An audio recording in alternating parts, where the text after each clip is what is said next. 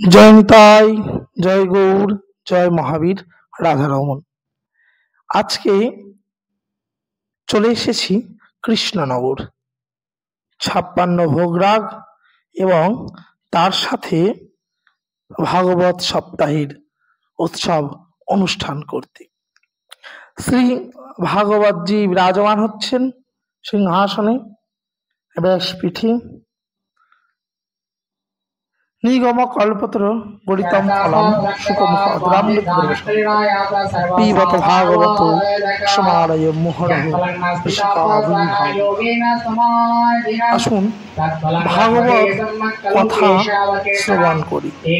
যে ভাগবত কথায় আমাদের মনের তাপ পাপ হরণ করে গোবিন্দ পাদ পদ্মে আমাদের মন বসবে। शोभयन्ति चलसि जग्रजा चारयन्पसो नलिनसुन्दरा नाथ ते पदा शीलतृणाङ्कुरै शीलतीतिना कलिलकामना कान्तगच्छति दीनपरीक्षये नीलकुन्तले वनरुहान्नना बिभ्रतावृता। সকালে পারায়ণ হচ্ছে, পারায়ণের পরে প্রবচন। প্রত্যেকদিন এই 7 দিন একইভাবেই কিন্তু হয়ে এসেছে। সকালবেলা একজন ব্যাসপীঠে বসে পারায়ণ করছেন, শ্রী ভাগবতের মূল শ্লোকের পারায়ণ হচ্ছে।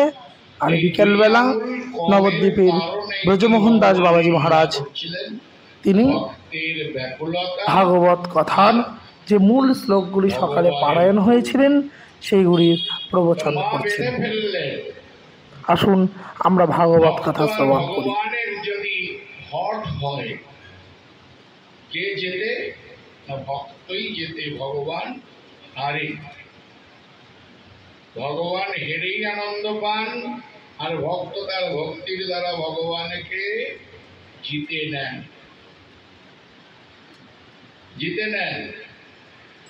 সেই যশোদা মা বেঁধে ফেললেন, দিয়ে উজুফলের সঙ্গে বেঁধে তিনি তর্জন গর্জন করতে করতে চলে গেলেন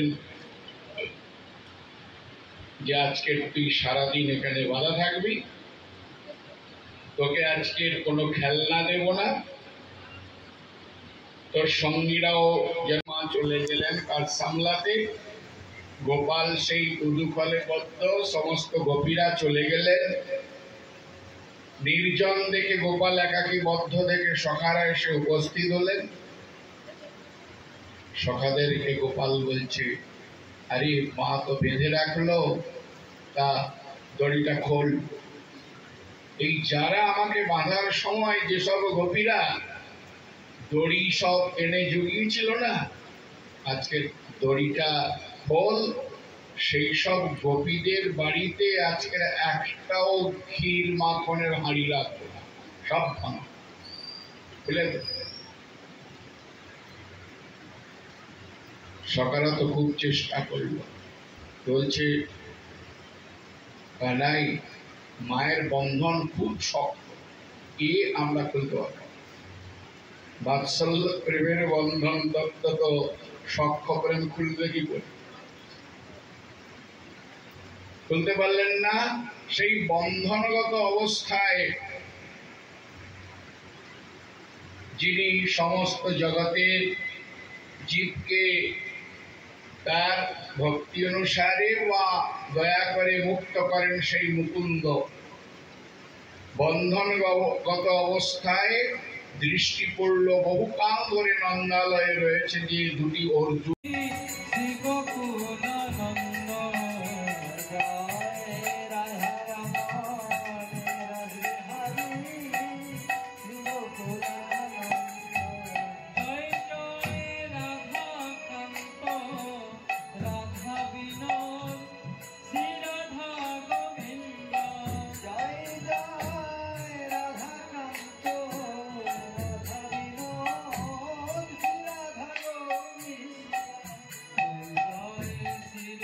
ভাগবত কথা অন্তে ভাগবত পাঠীর বিশ্রাম কীর্তন, রাধে রাধে কীর্তন।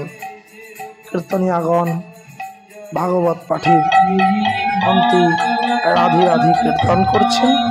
এরপর শুরু হলো শ্রী ভাগবতজির আরতি। সবাই ভাগবতজির আরতি দর্শন করুন, ভাগবতজির আরতি কীর্তন শ্রবণ করুন।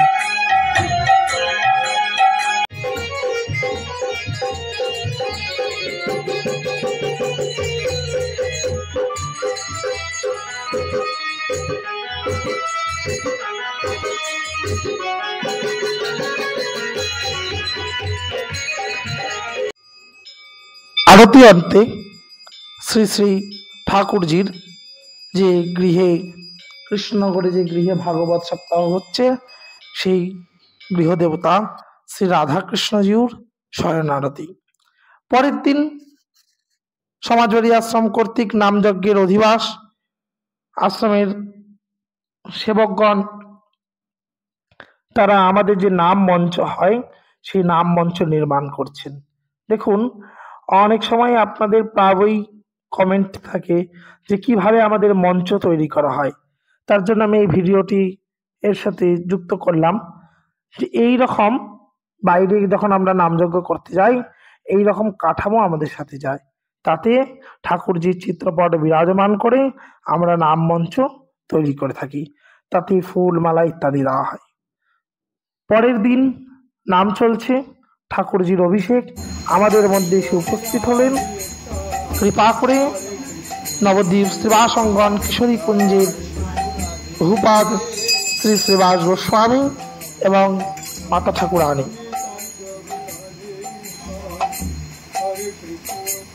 আজ বড় আনন্দের দিন। ঠাকুরজি শুভ অমৃত অভিষেক, তার সাথে প্রভুপাদের শুভ আগমন।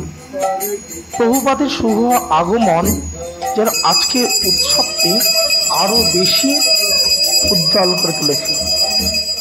প্রভুপাদ এসেছেন কৃপা করে ঠাকুরজির অমৃত অভিষেক করতে। তিনি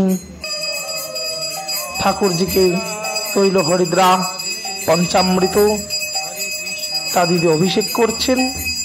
সেইখানে প্রভুপাদের সঙ্গে উপস্থিত আছেন সমাজবাদী আশ্রমের বর্তমান অধ্যক্ষ মহারাজ। দুইজন একসাথে প্রভুপাদের আনুগত্যে তৈল হরিদ্রা পঞ্চামৃত অভিষেক করছেন। দেখুন কি অপূর্বভাবে শ্রী গোপালজিউ তার স্নান বেদিতে বিরাজমান রয়েছেন।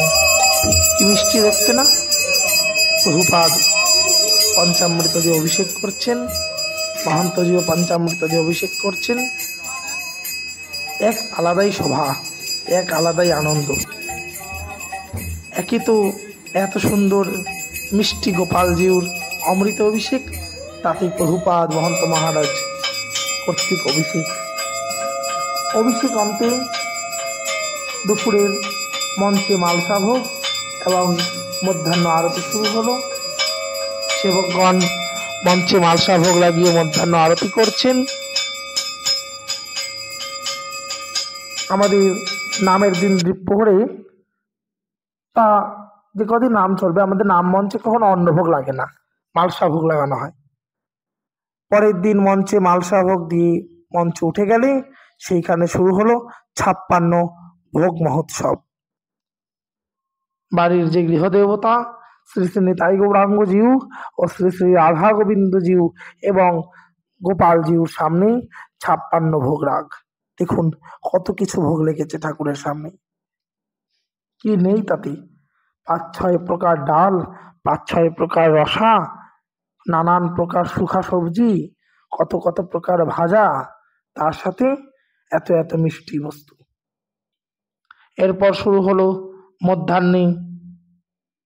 মধ্যাহ্ন আরতি। আসুন সবাই আরতি দর্শন করুন। শ্রী ঠাকুরজির 56 ভোগ রাগন্তে মধ্যাহ্ন আরতি। কি অপূর্ব শোভা, তাই না? ভোগ দর্শনে দুর্ভোগ কাটে। তাই দেখুন আজকে কত ভক্ত সবাই এসে দাঁড়িয়ে আছেন কিসের জন্য? না শ্রী ভগবানের আরতি দর্শন করার জন্য, শ্রী ভগবানের 56 ভোগ মহোৎসব দর্শন করার জন্য। আহা, প্রত্যেক ভক্ত এত আনন্দিত, আর তাদেরই আনন্দিত হওয়ায় যেন আমরা এই যে সকাল থেকে এত গরমের মধ্যেও পরিশ্রম করে কষ্ট করে ঠাকুরের ভোগ রাগ সাজাই, ঠাকুর সেই আমাদের ভোগ নিবেদন গ্রহণ করে এবং তাতে ভক্তবৃন্দরা আনন্দ পায়। ভক্তবৃন্দরা সবাই একসাথে ভগবানকে এবং তার ভোগ রাগ দর্শন করতে আসি, এতেই যেন আমাদের সকল পরিশ্রম সার্থক হয়। ভক্তবৃন্দের কৃপা ব্যতীত গোবিন্দের কৃপা মিলবে না। এখন আমাদের মহন্ত মহারাজা ভক্তবৃন্দের সঙ্গে আরতি দর্শন করছেন। আপনারাও সবাই ভোগ দর্শন করুন যারা উপস্থিত থাকতে পারেননি। ভোগ রাগ সেরে আমরা চললাম নবদ্বীপের পথে। এই জায়গাটি কিন্তু খুব মনোরম, জানেন, একটি নৃসিংহতলা। ভিডিওটি ভালো লাগলে লাইক কমেন্ট করে চ্যানেলটি